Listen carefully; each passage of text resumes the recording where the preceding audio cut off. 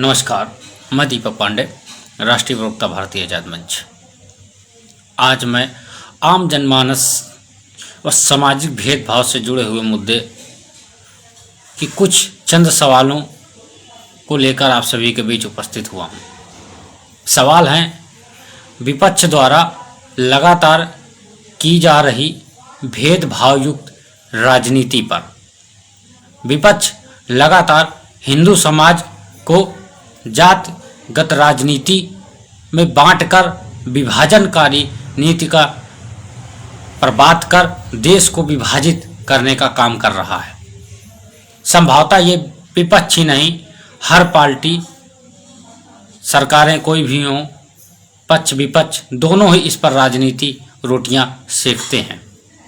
लेकिन जब सवाल जात का आता है तो हमारे मन में हिंदुओं की जात की गणना की बात सर्वप्रथम मन में विचार आ जाता है कि हिंदुओं में इतनी जातें हैं, लेकिन हम दूसरी तरफ उस कम्युनिटी को भूल जाते हैं जिसकी आज आबादी दिन प्रतिदिन उन्नति की ओर, प्रगति की ओर का ग्राफ बढ़ता जा रहा है।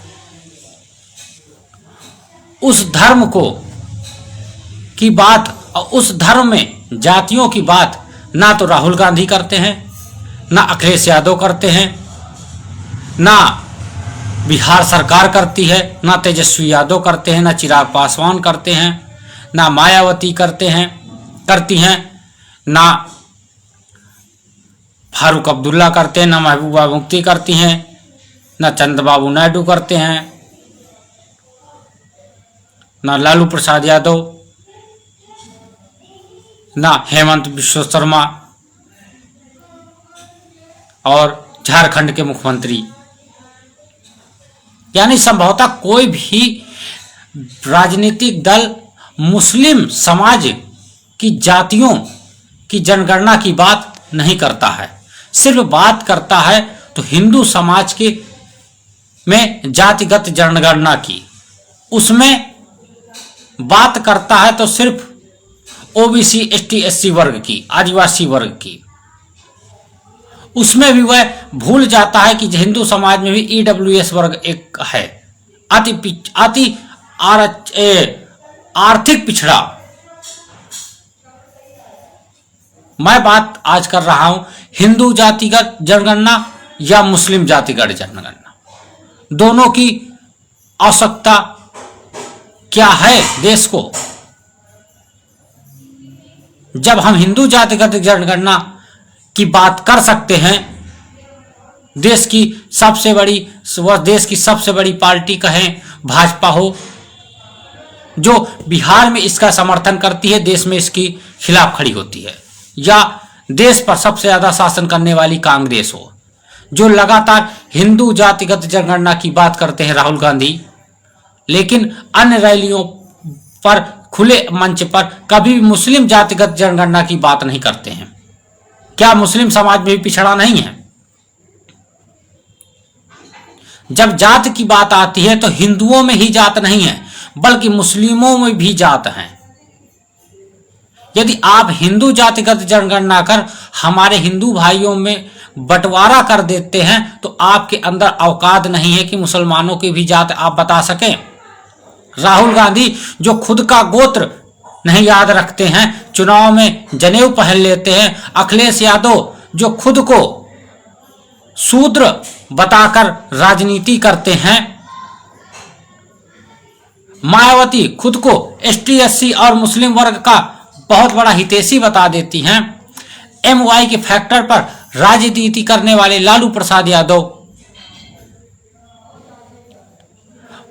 वह देश के कई अन्य नेता, AIM के राष्ट्रीय अध्यक्ष ओवैसी, क्या इनकी क्या कोई जात नहीं है? क्या मुसलमानों में जात नहीं है?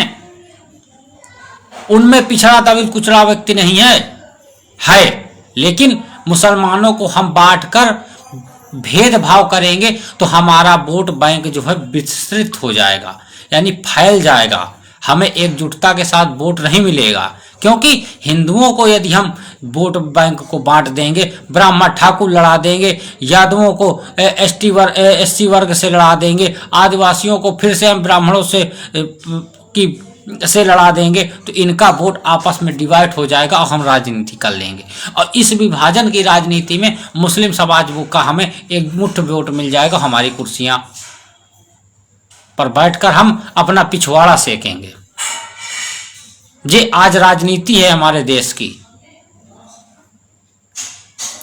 कि इस देश में बुद्धिजीवी होने के बाद भी अनपढ़ों को सत्ता सौंप दी जाती है और हम उनसे बुद्धिमत्ता का प्रमाण पत्र मांग लेते हैं।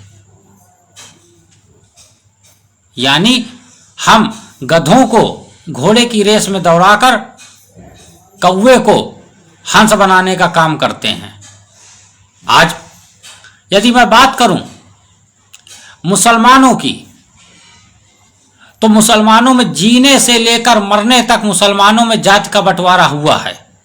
शादी तो छोड़िए, इसमें रोटी बेटी तक के रिश्तों में बंटवारा हुए हैं।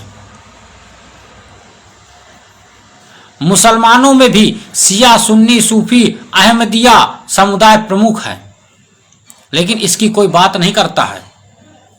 यह सच है, इस्लाम में किसी भी जात के भेदभाव की जगह नहीं है। हालांकि हिंदुस्तान में मुसलमानों में जातिगत व्यवस्था देखने को मिलती है।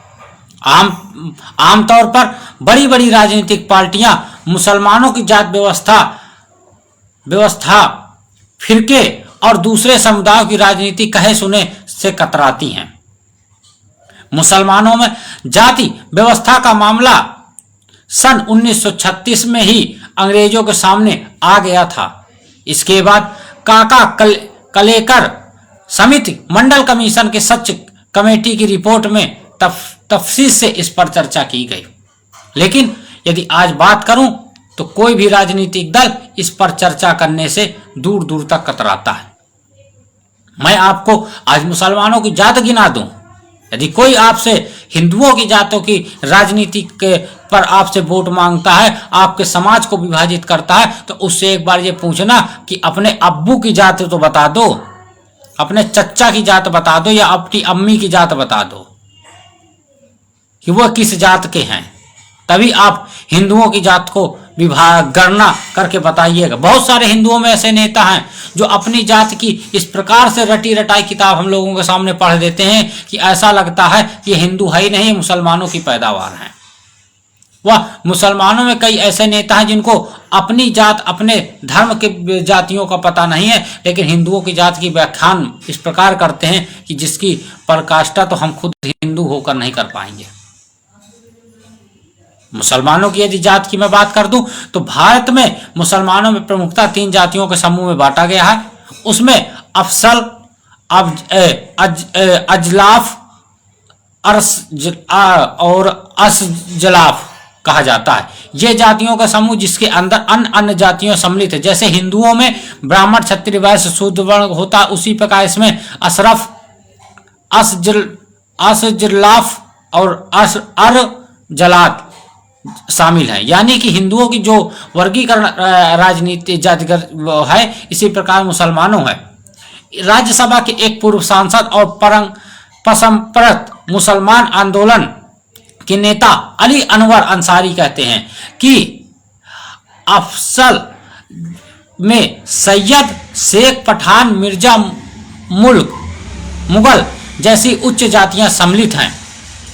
मुस्लिम समाज में इन जातियों की तुलना हिंदू समाज की उच्च जातियों ब्राह्मण, क्षत्रिय, वैश्य में सम्मिलित किया जाता है। दूसरे वर्ग को यानी इनमें भी समान ओबीसी, एसटी, एससी वर्ग है, लेकिन बात कोई राजनीतिक दल नहीं करता है। दूसरा वर्ग यदि मैं बात करूं असजलाफ की, तो इसमें कथित 20 जातियों सम्मिलित हैं, जिसमें बड़ी संख्या में खासतौर पर अंसारी, मंसूरी, राइस, कुरैशी जैसी जातियां शामिल है। कुरैशी मीट का व्यापार करने वालों और अंसारी मुख्य रूप से कपड़ा बुनने वालों का पेशा से जुड़ी हुई जातियां। जैसे हिंदुओं में यदि तुलना करूं तो यादव, कुर्मी, कोरी जैसी जातियां सम्मिलित हैं। तीसरे वर्ग की यदि बात करूं तो अर्जलाल, इसमें हलालखोर, हलाबी, रज्जाक जैसी जातियां सम्मिलित हैं। हिंदुओं में इसको मैला ढोने वाले काम में लगे हुए लोगों को मुस्लिम समाज में हलाल खोर और कपड़ा धोने के काम में लगे वाले को धोबी कहलाते हैं। ये मैं नहीं, ये आपके वर्ग के एक मुस्लिम नेता के बयान है और ये लिखित तौर पर आपको सोशल मीडिया साइट पर आप सर्च कर सकते हैं। प्रोफेसर तनवीर फजल बताते हैं कि अर्ज जल्लाद में वो लोग होते हैं जिनका पेशा हिंदुओं में अनुसूचित जनजाति के लोगों से होता है। इन मुसलमानों की जात को पिछड़ापन और हिंदुओं में समान जातियों में रखा जाता है। यानी इतनी जाति होने के बाद भी मुसलमानों की जाति जनगणना की बात ना तो राहुल गांधी करते हैं ना अखिलेश यादव करते हैं। वो अखिलेश यादव जो मुसलमानों के एनकाउंटर होने पर आंसू बहाते हुए मीडिया के सामने आ जाते हैं, वह राहुल गांधी जिनका खानदान ही मुस्लिमों की पैदावार है। और यदि अन्य कोई मुस्लिम कम्युनिटी का नेता हिंदुओं पर जातिगत जनगणना पर बयान भाषण देता है तो उसको पहले अपनी धर्म की जातियों का जनगणना करा लेना चाहिए। देश में लगातार हिंदुओं के अधिकारों का शोषण कर मुसलमानों को इसका फायदा दिया जाता रहा, जिसका एक प्रमुखता से मैं एक सरल उदाहरण आपके सामने प्रस्तुत कर दूं। आयुष्मान कार्ड हिंदुओं के लिए बनाई ये योजना, जिसको हिंदुओं के लिए या पूरे मैं कहूँगा इस योजना को पूरे देश के लिए लाया गया था, लेकिन इसमें नया नियम जो लागू कर दिया गया कि जिस परिवार में 6 सदस्य होंगे उसी का आयुष्मान कार्ड बनेगा। तो मैं इस सरकार से सीधा प्रश्न पूछना चाहता हूं कि क्या हिंदुओं में 6 यूनिटी हैं? क्योंकि आपने तो हिंदुओं में हम दो हमारे दो का नारा दे रखा है, तो आप 6 यूनिटी का फायदा आप किसको दे रहे हो? उस समाज को दे रहे हो जिस समाज का आपका एक वोट भी नहीं मिलता आपको। आयुष्मान कार्ड की औसतम यदि अभी के रेशियो निकाला जाए 6 यूनिट का तो संभवतः सर्वाधिक इसका फायदा अल्पसंख्यक वर्ग देश का ले रहा है। लेकिन अत्यंत ही दुर्भाग्य इस देश का कि जहां हम हिंदुओं को मुसलमानों से लड़ाते हैं, हिंदुओं को हिंदुओं की जातों से लड़ाते हैं, वहीं दूसरी ओर यदि कोई मुस्लिम आतंकवादी होता है तो उस पर भी हमारे देश के नेता आंसू पोंछते हैं और उसके समाज पर जाकर और उसमें जाकर कुनमा पढ़ते हैं और वहां पर जाकर चद्दर बिछाने का काम करते हैं। ये हमारे देश का अत्यंत ही दुर्भाग्यपूर्ण। इसीलिए मैं कहता हूं कि बुद्धिजीवी लोग चुनते हैं अनपढ़ों को और उनसे शिक्षा का प्रमाण पत्र मांग लेते हैं। ये हमारे देश की लोकतांत्रिक राजनीति है और इस लोकतांत्रिक राजनीति को मजबूत करने के लिए यदि अच्छी राजनीति करना है, स्वच्छ राजनीति करना है तो हम युवाओं को आगे आना पड़ेगा। उसके लिए हमें आपस की विभाजनकारी नीतियों यानी कि फूट डालो राज करो नीति जो अंग्रेजों की चली आई थी इस देश में, उसको उखाड़ फेंकना होगा। उस उखाड़ फेंकने के लिए युवा एकता, युवा शक्ति को एक होना पड़ेगा। और यदि अब कहीं भी आपको कोई भी पक्ष या विपक्ष का नेता जातिगत जनगणना की बात करे तो आप सीधे तौर पर मेरे द्वारा बताई गई सूची को आप उनको बता दीजिएगा और उनसे पूछ लीजिएगा कि प्रभु, क्योंकि आज ये अपने आप को ईश्वर का दर्जा देते हैं, तो बता दीजिएगा कि हे मान्यवर महोदय, जो भी आपके लगते हो, चच्चा फूफा फूफी जो भी लगे, उनसे पूछ लीजिएगा कि हमारी जातों को तो आप जनगणना करा रहे हो, लेकिन अपने अब्बू की जात का जनगणना भी करा लो, क्योंकि इनमें भी बहुत सारे लोग पिछड़े हुए हैं। अब पिछड़े का नतीजा ये है कि इनकी बहुत सारी कम्युनिटी आतंकवाद, कट्टरपंथ विचारधारा का शिकार हो रही है, जो देश की अखंडता, प्रभुता व लोकतांत्रिक व संवैधानिकता के लिए अत्यंत ही खतरनाक है। इसलिए यदि जातिगत जनगणना की बात होती है तो मैं कहना चाहता हूं, हिंदुओं की तो बात में कराना, पहले मुसलमानों की जातिगत जनगणना करा लो, और ताकि पता तो चल जाए कहाँ पर ये अल्पसंख्यक है, कहाँ पे बहुसंख्यक है और इनमें कौन सी जातियां हैं। यदि मेरी बात से आप सहमत हो तो यदि भारतीय आज़ाद मंच से आप जुड़ना चाहें तो हमारे ऑफिशियल फेसबुक पेज या official x social media site पर या अन्य हमारे दिए गए नंबरों पर संपर्क कर हमसे जुड़ सकते हैं। हमारा संगठन युवाओं की विचारधारा, देश की उन्नति व क्रांतिकारी विचारधारा का संगठन है। हम लगातार देश के उन मुद्दों को लेकर आप सभी के बीच उपस्थित होते रहे हैं व उन मुद्दों को उठाते रहें जो मुद्दा आम जनमानस से जुड़ा है। हम उन मुद्दों पर चर्चा करना उचित समझते हैं जिन मुद्दों पर आज देश विभाजन कर राजनीति, फूट डालो राजनीति की सत्ताएं काबिज हैं।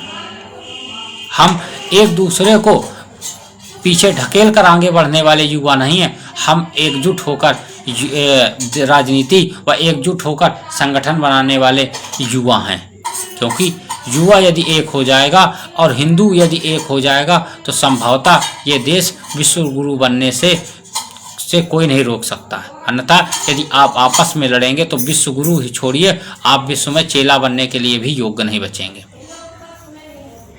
जय हिंद, जय भारत, जय आजाद।